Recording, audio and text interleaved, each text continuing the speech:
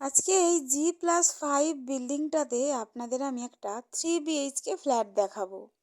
এটা lake view apartment G+5 building Konnagar municipality এরিয়াতে আছে। আর এটা হলো ভিউ, পুরো সাউথ সাইডটা পুকুর আর রাস্তা আছে প্রায় 14 ফুটের। যে ফ্ল্যাটটা আপনারা দেখছেন এই ফ্ল্যাটটা একটা 3 BHK ফ্ল্যাট, 5th ফ্লোরে পাবেন। 5th ফ্লোর হচ্ছে টপ ফ্লোর, লিফট আছে, এটা লিফটের জায়গা। G+5 বিল্ডিং, টপ ফ্লোর কিন্তু পুরোটা শেড দেওয়া থাকবে, গরমের কোনো অসুবিধা হবে না। ফ্ল্যাটটার টোটাল এরিয়া আছে 1100 স্কোয়ার ফিট এবং দাম পড়বে 30 লাখ টাকা।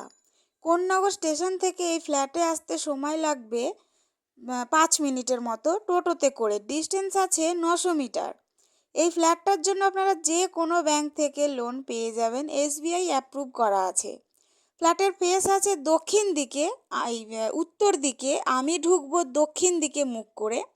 ঢুকলেই আপনারা ডাইনিং দেখতে পাচ্ছেন। এই দিকে আছে প্রায় 14 ফুট এবং ওই দিকে রয়েছে প্রায় 25 ফুট লম্বায়। একটা আর্চ করা কিচেন আছে, পূর্ব দিকে একটা জানলা আছে। তার ঠিক পাশেই রয়েছে প্রথম রুম। এই রুমটার সাইজ আছে প্রায় 10 ফুট বাই 13 ফুটের একটা রুম আছে। একটা জানলা আছে পূর্ব দিকে। এবার আমি যাব সেকেন্ড রুমে। এই দিকে ডাইনিংটা কিন্তু প্রায় 7 ফুট চওড়া এবং অনেকটাই লম্বা আছে। এটা সেকেন্ড রুম। এই রুমটার সাইজ আছে 9 ফুট বাই 10 ফুট। একটা জানলা আছে পূর্ব দিকে।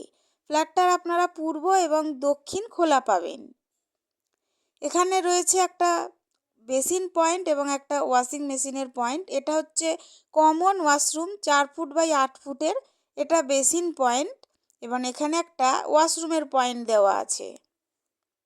এটা থার্ড রুম।